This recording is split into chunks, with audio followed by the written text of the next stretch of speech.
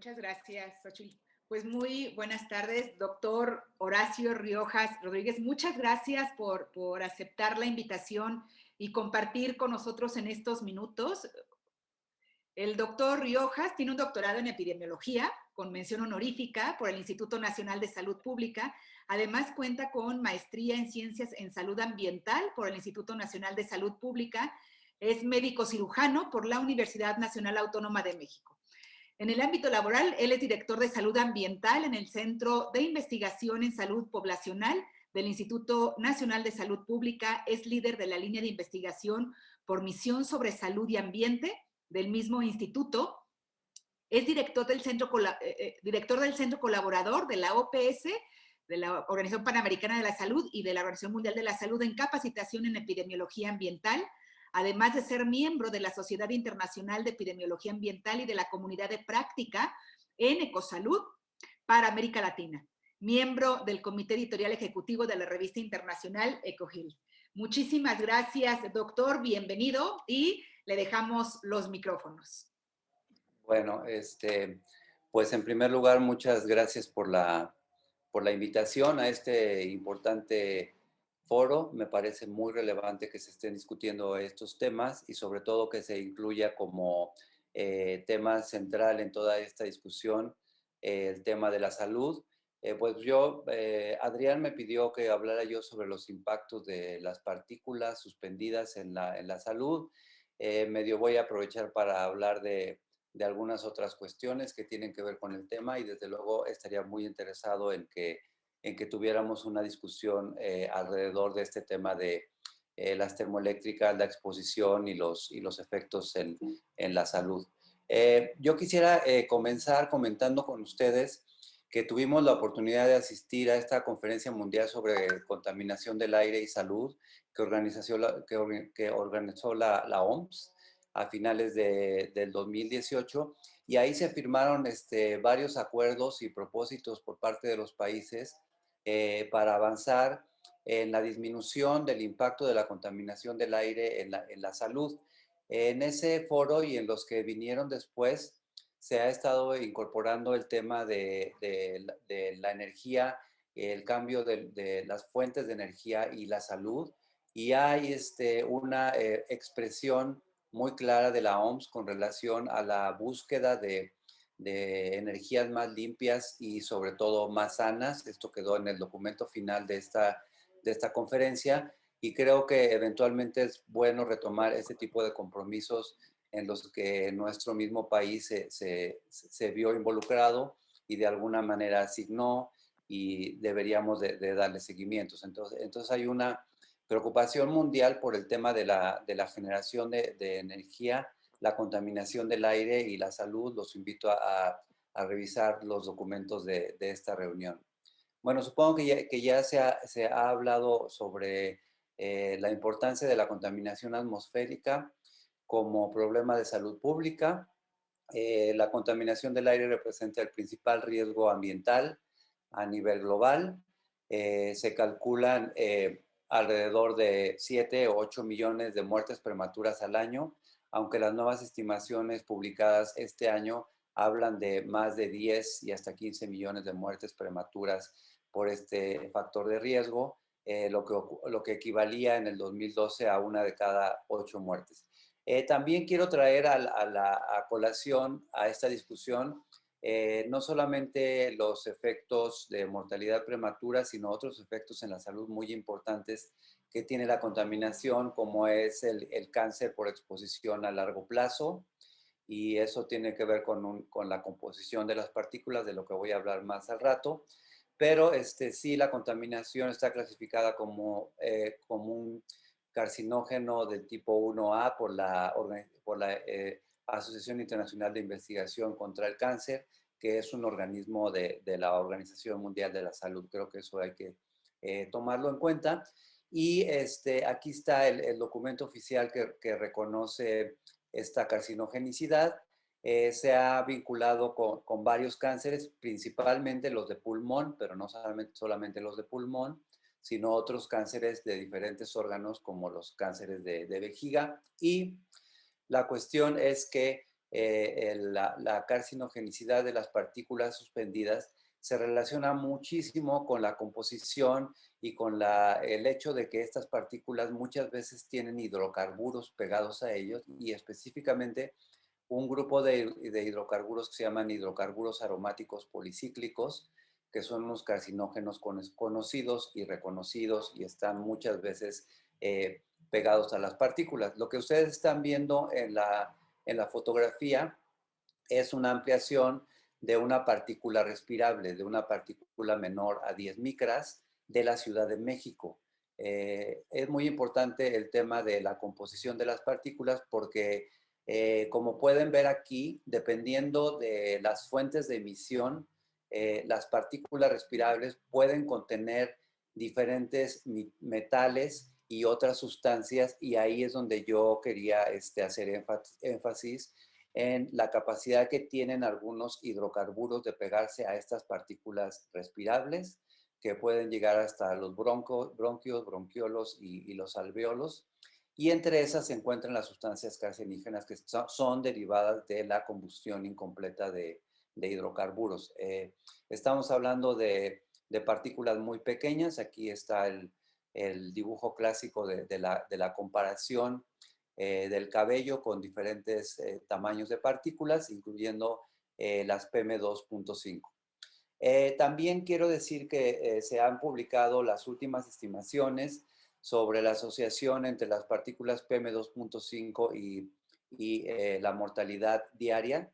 Este es un estudio que incluye más de 600 ciudades alrededor del mundo, incluidas algunas ciudades mexicanas, y se ha establecido que para las PM2.5 la mortalidad diaria se incrementa en un 0.68% por cada microgramo por metro cúbico.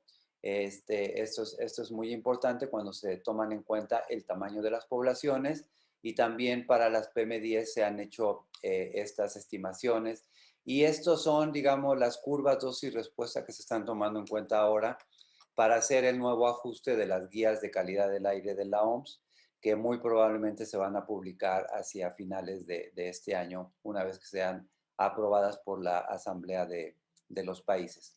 Bueno, nosotros tenemos publicado este estudio sobre PM2.5 en la Revista Internacional de Salud Pública, y calculamos para 15 ciudades mexicanas un poco más de 14,600 muertes prematuras. Este es un estudio que se hizo en 15 ciudades con buenos datos de monitoreo, y digamos, pudimos calcular que se podrían reducir hasta en más de un 9% la mortalidad anual si consiguiéramos tener las concentraciones recomendadas por la Organización Mundial de la Salud.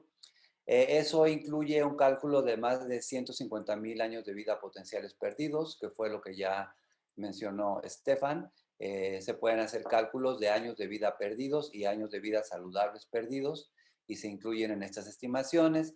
Y al convertirlos o utilizar el valor estadístico de la vida, eso puede ser equivalente a más del 2% del Producto Interno Bruto, o equivalente a más del 22% de la inversión en salud. Estos son, digamos, la manera como se ha tratado de traducir en costos la mortalidad evitable. Esto es sin tomar en cuenta ni la morbilidad ni lo que está ocurriendo en otros estados que no tienen buenas redes de monitoreo. Utilizando imágenes satelitales, la estimación de 14,000 muertes prematuras se puede elevar hasta más de 40,000 si tomamos en cuenta todo el país. Entonces, este es el tipo de estimaciones que se hacen utilizando información de los mejores estudios epidemiológicos. Pues aquí hay unas gráficas de cómo se comportan las partículas cuando entran al organismo. Básicamente el mensaje es que mientras más pequeñas son las partículas, más profundamente penetran en el aparato respiratorio.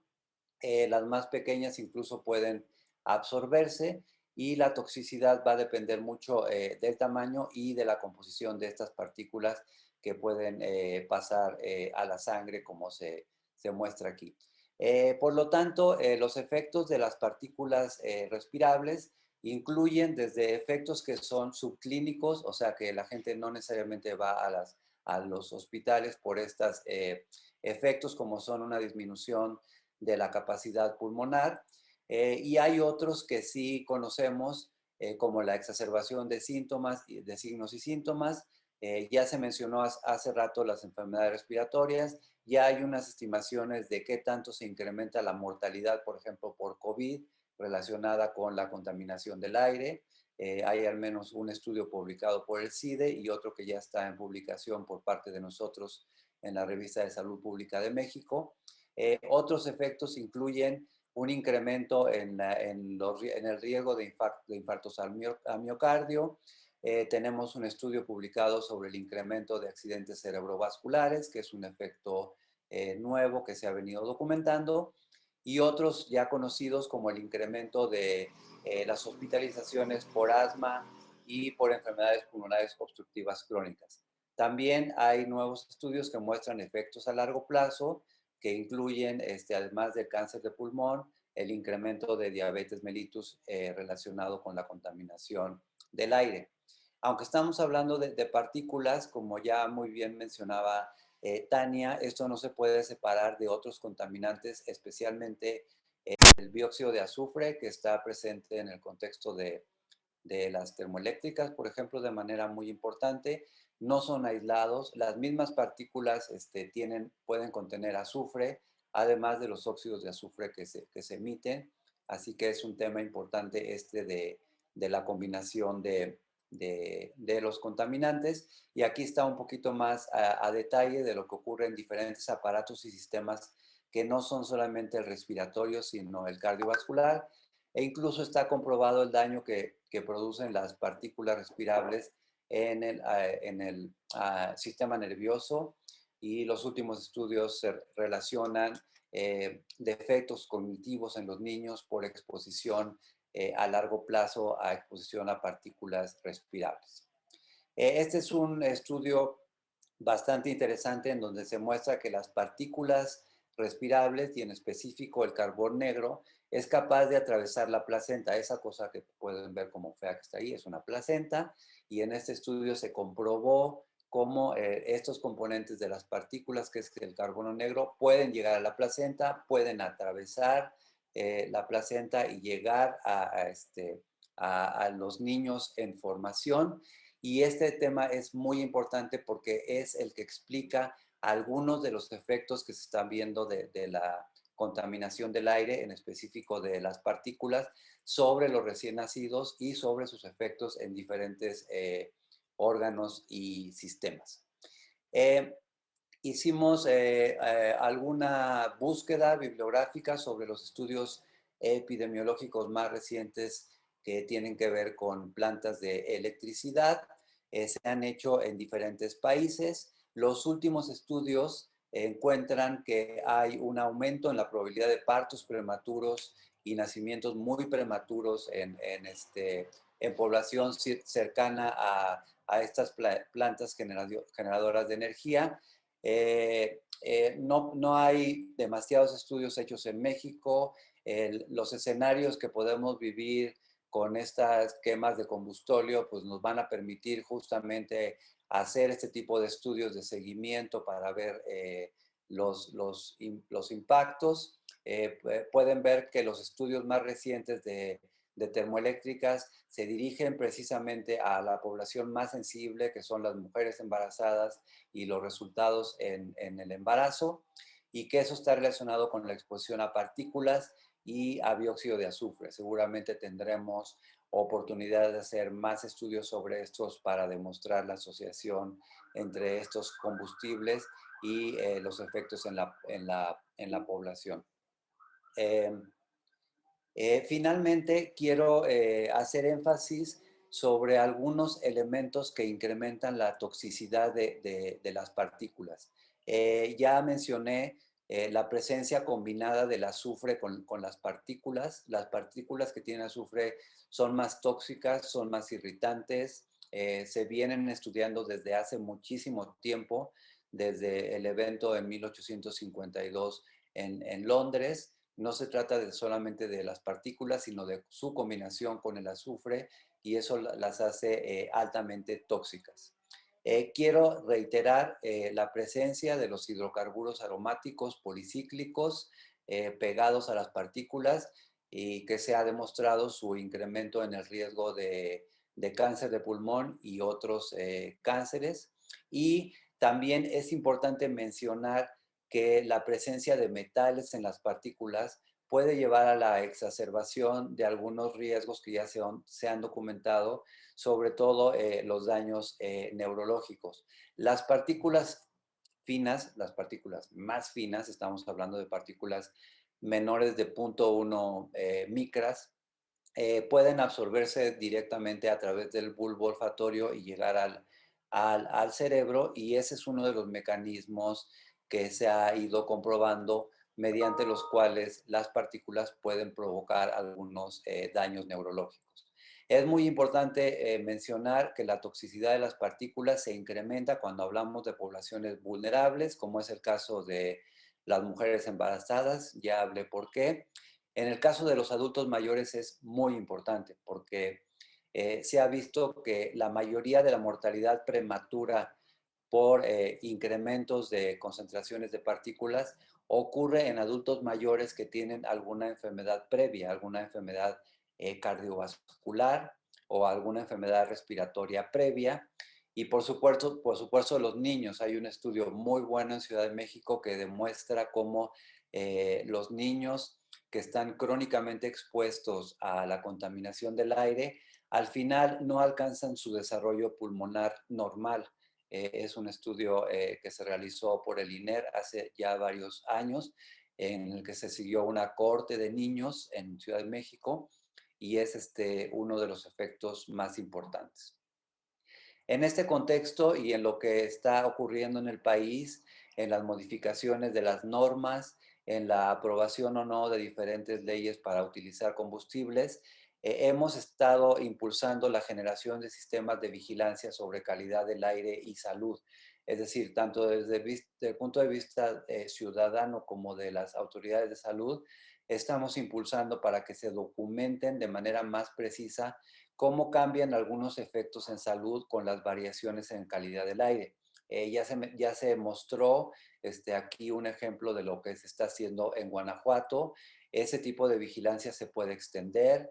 Estamos trabajando con la Comisión Ambiental de la Megalópolis para que se desarrolle un sistema de vigilancia con estas características y sobre todo para poder documentar lo que mencionaba Estefan de quién está pagando los costos de la contaminación, que es básicamente la población y el sector salud, y eso se refleja en estos costos en salud, que a veces no son necesariamente enfermedades clínicas, pero sí malestares, ausencia laboral, ausencia en las escuelas.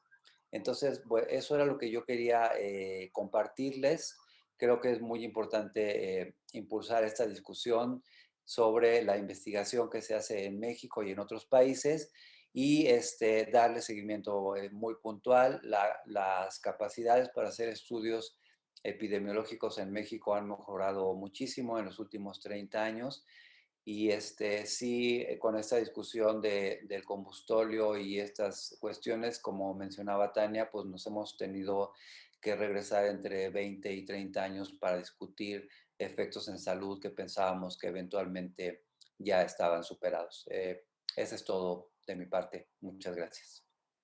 Muchas gracias, doctor Riojas. Sin duda alguna, la vinculación del tema ambiental con la salud es más que importante. Yo lo comentaba Xochitl al principio, pero además de estar en la Comisión de Medio Ambiente, estoy en la Comisión de Salud, y desde el principio, cuando me incorporo a la Comisión de Medio Ambiente, dije, es que este es un tema de salud.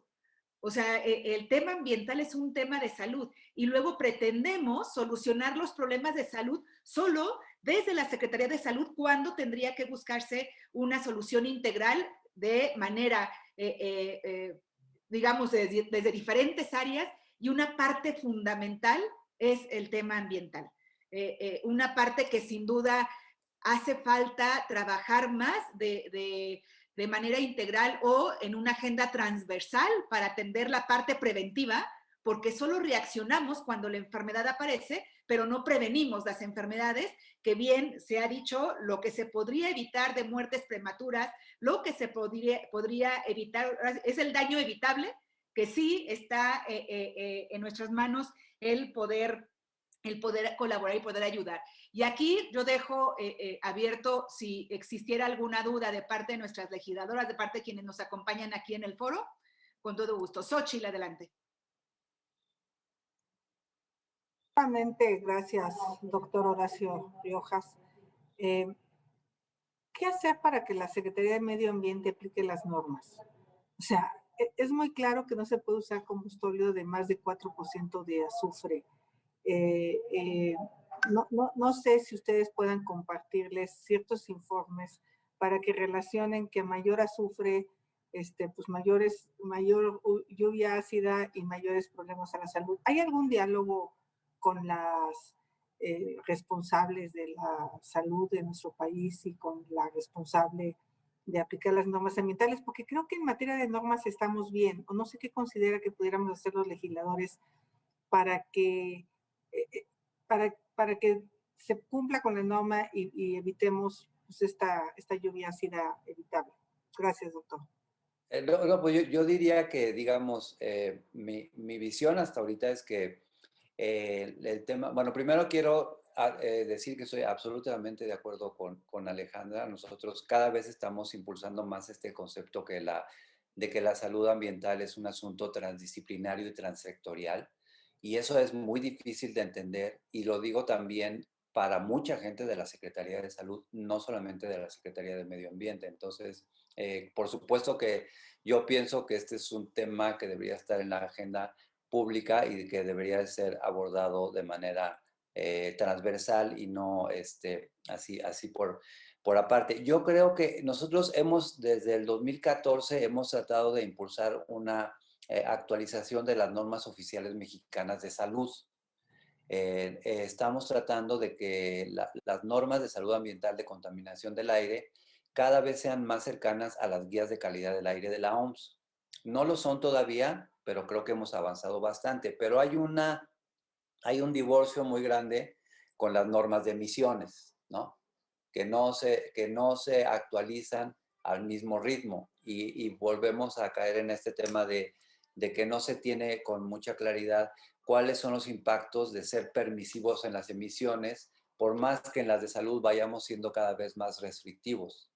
Entonces tendría que hacerse algún esfuerzo para armonizar las normas de emisiones y de composición de los combustibles con las de salud, porque si no lo que vamos a tener es que constantemente se van a estar superando las normas de salud porque no hay una incidencia en la parte de las emisiones. Entonces yo no sé de qué manera se podría trabajar de manera más colectiva en esto. Y desde luego nosotros podemos acercar toda la información disponible de las estimaciones de riesgos en salud que se han hecho y que se estuvieron haciendo desde el INEC sobre el asunto de las gasolinas con azufre, para que se tomen en cuenta y se cuantifiquen los efectos que se tienen al final eso en términos de salud. Como digo, con un indicador muy grueso que son las mortalidades, la mortalidad evitable, pero se pueden construir otros que tienen que ver con enfermedades crónicas y de largo plazo, que a lo mejor a veces no se incluyen en esta cuenta, ¿no? Digamos. Muchas gracias, doctor. Yo, a ver, tengo una duda. También acompaño la causa de enfermedades raras y participo en el Frente Parlamentario contra la Tuberculosis.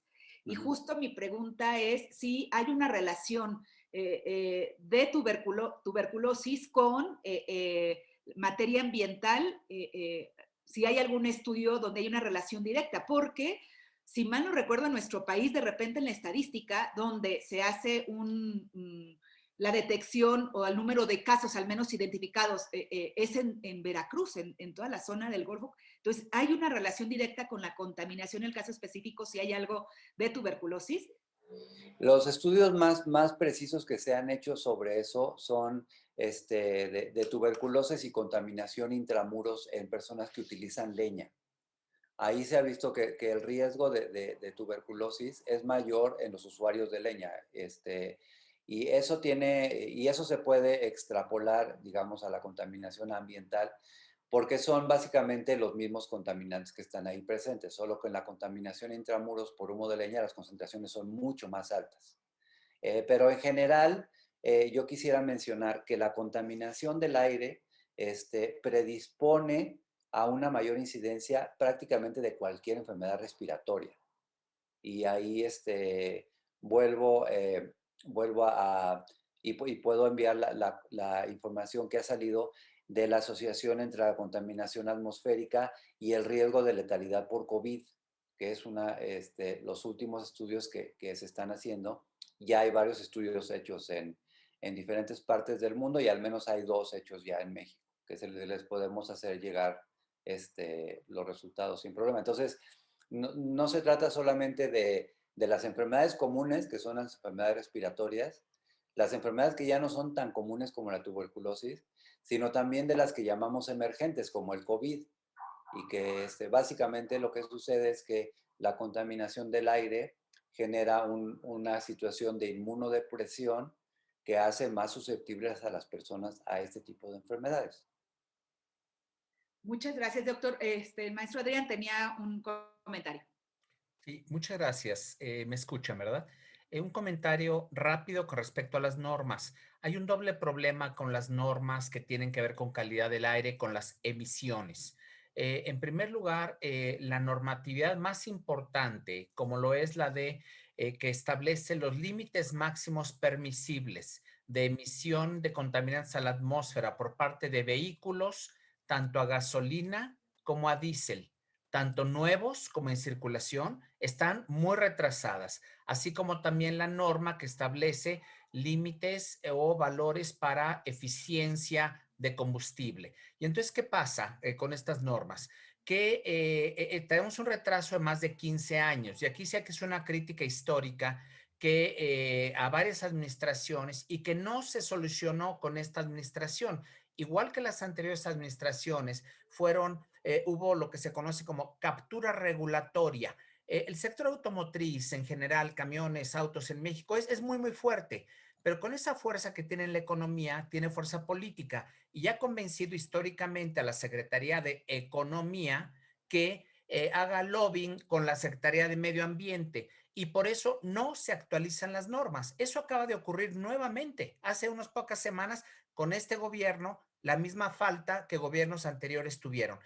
Tenía ya para entrar en vigor hace unos meses la norma para que los vehículos a diésel nuevos, camiones de carga de pasajeros, ya tuvieran mucho menores emisiones. Y llegó la industria de camiones, la ANPACT, y hizo su gestión y entonces se volvió a posponer con la excusa que no hay un 100% de cobertura de diésel de ultrabajo azufre. Los estudios que tenemos muestran que con el grado de cobertura que es más de 90% del territorio nacional, se puede introducir ya la nueva norma para que empiecen a vender en México autobuses y camiones de normatividad de que se conoce como EPA 2010, que trajeran acá lo que entró en Estados Unidos hace 10 años. Eso es lo que se está pidiendo y lo que se pospuso. Se pateó otra vez para adelante y lo mismo está ocurriendo con la norma que pide más eficiencia a los vehículos nuevos. Yo creo que hay que hablar con la Secretaría de Economía y con la de Medio Ambiente, que políticamente es muy débil y cambia de secretario cada no sé cuántos meses.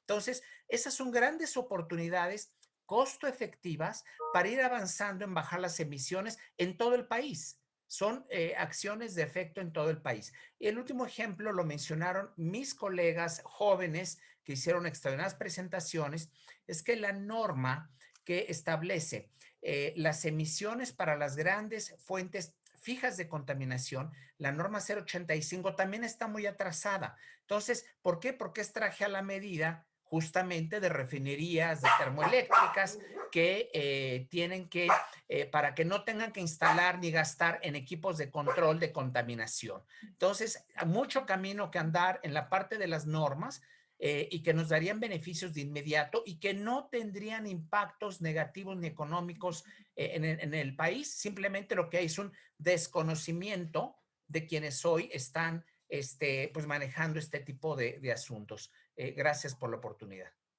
Al contrario, muchas gracias. Doctor Riojas, sí agradeceríamos si nos pudiera compartir la información que tuviera de la parte de contaminación y la influencia, la contaminación ahora en todo el manejo del COVID y el riesgo de COVID y la pandemia. Creo que sería muy importante, que era justo lo que nosotros le preguntábamos a la UNAM. ¿Por qué no incorporar no solamente el riesgo por contagio, sino el riesgo por los efectos ambientales que se aumentarían en todo caso el contagio, ¿no? El riesgo al contagio. Sí, con gusto mandamos esa información. Pues muchas gracias. No sé si alguien más tuviera algún comentario. Audelia, que quisieras. Audelia acompaña una causa bien bonita, que es la de cardiopatías congénitas, y es una causa muy, muy noble y que yo veía también en la exposición el riesgo en mujeres embarazadas y evidentemente en las muertes prematuras que se han presentado por esto. ¿Quieres comentar algo, Audelia?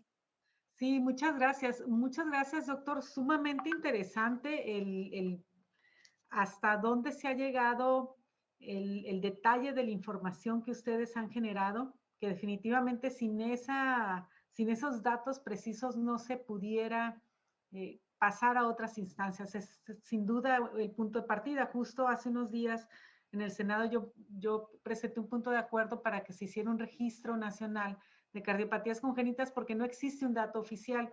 Creo que el reto de estos datos que hoy estamos conociendo a través de la sociedad civil organizada, pues también es convertirlos en datos oficiales para que podamos ya desde el lado del legislativo y desde en general del gobierno, pues que existan esta información ya en esta imagen o en esta figura de datos oficiales.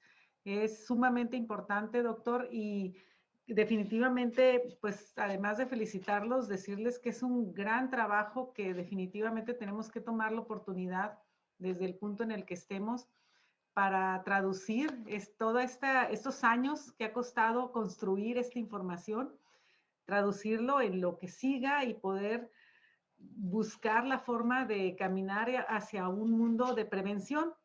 Justo lo que decía Alejandra, de lo que es la conexión que existe completamente entre medio ambiente y salud, pues es directo, ¿no? De repente pueden decir, ay, ¿por qué hay tanto cáncer? Bueno, sería muy interesante conocer las zonas en las que existe más cáncer, qué está sucediendo en la calidad del aire en esas zonas, y poder ser precisos y traducir, ¿no? De alguna manera esto en medidas preventivas simplemente. Sería muy interesante, doctor, yo mientras lo estaba escuchando pensaba, bueno, ¿qué va a pasar ahora con el uso de cubrebocas? ¿Veremos alguna diferencia en las zonas agudas porque estamos usando cubrebocas? ¿Tendríamos que llegar en algún momento, si esto no da un retorno, tendríamos que llegar entonces a usar permanentemente un cubrebocas? ¿Qué va a suceder? Son como muchas preguntas con la calidad del aire que todos estamos expuestos, que de repente sí, híjole, son tanto que casi es para buscarlo después y platicar un poco más, pero es sumamente interesante el poder cambiar la mentalidad de nuestro sistema de salud y caminar hacia la prevención en lugar de a la corrección aislada de problemas que no se logran interconectar y por lo tanto no se logran solucionar de raíz. Sí, claro, sí, mucho de la prevención tiene que ver con la reducción de exposiciones y ahí es donde se necesita un trabajo conjunto entre los actores de salud y los de ambiente, ¿no? Entonces yo quedo a su disposición. Cuando quieran podemos seguir platicando de este tema yo puedo hablar horas sobre esto. Sí, Xochitl, adelante. Le prometo, doctor, que lo dejamos ir a comer. Justamente hablando de normas, Adrián, el que se haya pospuesto la entrada en vigor de la norma que obliga al uso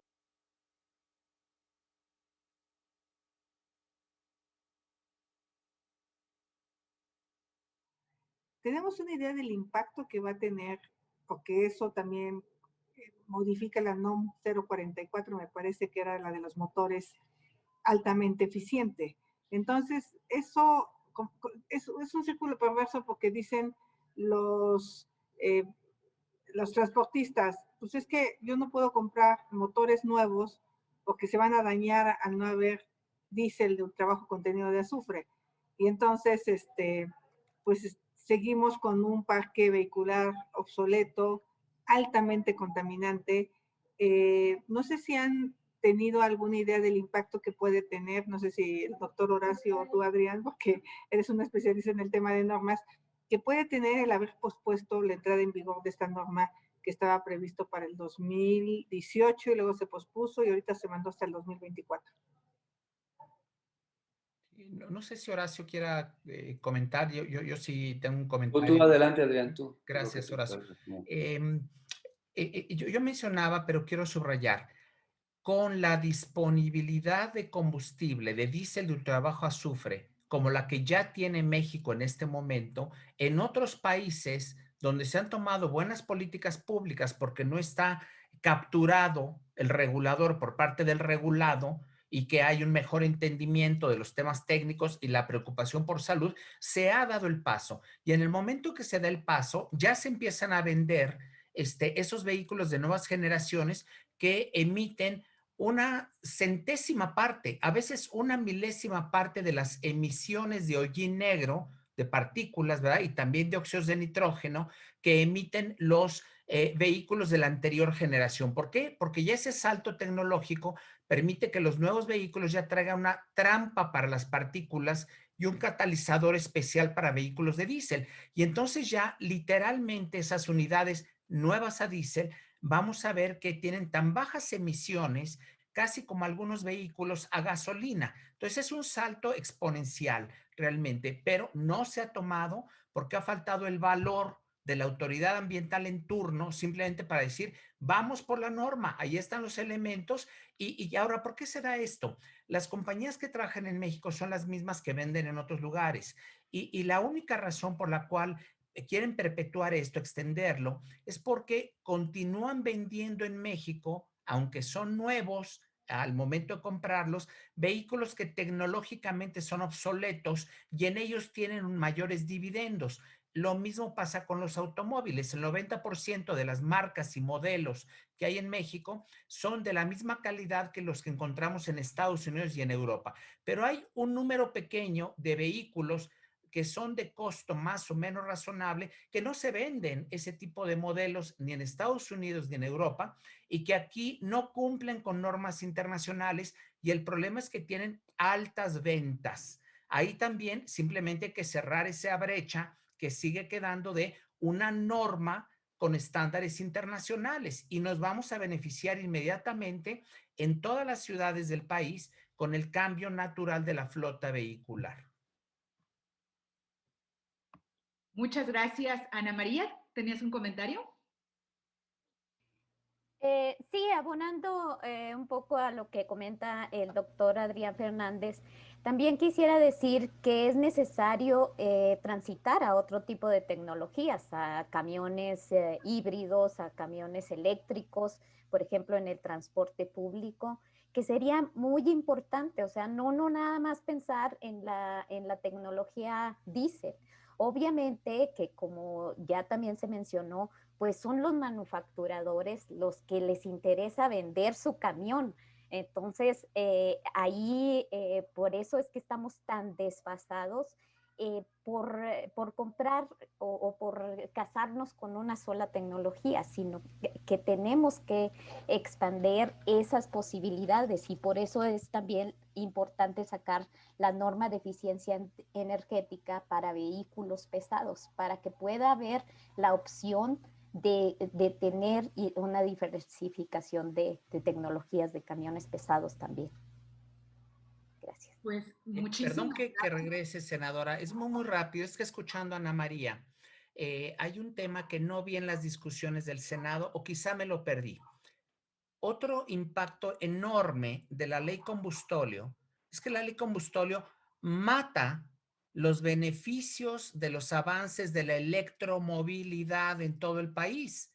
Porque, ¿de qué sirve que los vehículos sean eléctricos si cargan con una matriz eléctrica que es bastante sucia en emisiones, tanto que afectan la salud como que afectan el cambio climático? Quizás salió el tema, pero es fundamental porque también el avance que en otros lados se va a dar en electromovilidad y en México se dé lento, se dé rápido, no importa, porque aquí vamos a cargar vehículos con una matriz y una generación sucia y altamente contaminante. Muchas gracias, doctor. Sí, sin duda, otros países tomaron la decisión de invertir, de incentivar tanto a los productores, pero también a los compradores para transitar a la movilidad con combustibles limpios o con energía, el híbrido o el eléctrico, ¿no? Sí, nos falta muchísimo por recorrer en ese camino. Pues yo quiero agradecerles la participación, el tiempo, doctor Riojas, muchísimas gracias. Muy, muy interesante y sin duda la necesidad de impulsar más una agenda compartida, salud ambiental, y la necesidad de apostar por la prevención en el tema de salud desde el cuidado del medio ambiente. Pues muchas gracias. Xochitl, te cedo la palabra. Muchas gracias, buenas tardes. Gracias. Tu micrófono, Xochitl. De verdad, muchísimas gracias. Ha sido una mañana súper, súper productiva. Qué lástima que sea toro pasado, porque estoy segura que si se hubiera hecho este parlamento abierto como estaba previsto y que los senadores de todos los partidos se conectaran y de verdad pudieran entender de qué se trata. Me quedo con las palabras de una joven que dijo, esto no es un tema de izquierda o de derecha. Este es un tema de qué tipo de país queremos construir, a qué tipo de energía le queremos apostar, qué tipo de salud pública queremos tener. Yo creo que esas son las preguntas que nos tenemos que hacer y luego responder qué tecnología nos lleva a tener una buena calidad del aire, qué tecnología nos lleva a tener energía, además de limpia, barata. Y pues la respuesta, desafortunadamente o afortunadamente para muchos, pues son las energías limpias, o sea, las energías renovables. Entonces, yo me quedo con eso de este seminario, con tus palabras, doctor. De verdad, tu investigación, tu información es meramente científica. Tú no respondes a ningún interés de nada más que a la ciencia. Y creo que los senadores y senadoras, no es casualidad que la mayoría de integrantes de la Comisión de Medio Ambiente seamos mujeres. De verdad. Porque yo creo que sí tenemos esa sensibilidad de vivir preocupadas por lo que pasa con la salud de nuestra familia, de nuestros hijos. Yo te quiero agradecer, Adrián, de verdad, tu compromiso con el tema climático. Ha sido un gusto conocerte a lo largo de mi trayectoria ya como senadora y ya te presenté con otras senadoras y seguramente te van a dar la misma lata que yo, pero bueno, espero que nos aguantes porque lo único que queremos es aprender. Ana María, gracias. Y todos los que se conectaron, sé que hay varios ahí oyendo. En la tarde tenemos un foro bien interesante. Ojalá se puedan conectar, que son los niños. ¿Qué opinan los niños? Ya escuchamos a los jóvenes, ahora vamos a escuchar a los niños. A lo mejor ellos no van a tener los datos de los jóvenes, porque me impresionó lo bien preparados que están los jóvenes, pero seguramente los niños nos van a expresar qué piensan, qué quieren que los adultos hagamos por ellos. Y finalmente vamos a analizar justamente con el ingeniero Gutiérrez Vera, con Daniel, con Patricia Tato y con Paola, si realmente las energías renovables son una opción de futuro.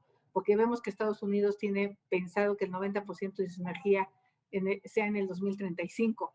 Entonces, entendemos que debe haber respaldos en carbón y respaldos en combustible, pero tienen que ser los menos, o sea, tienen que ser el extremo.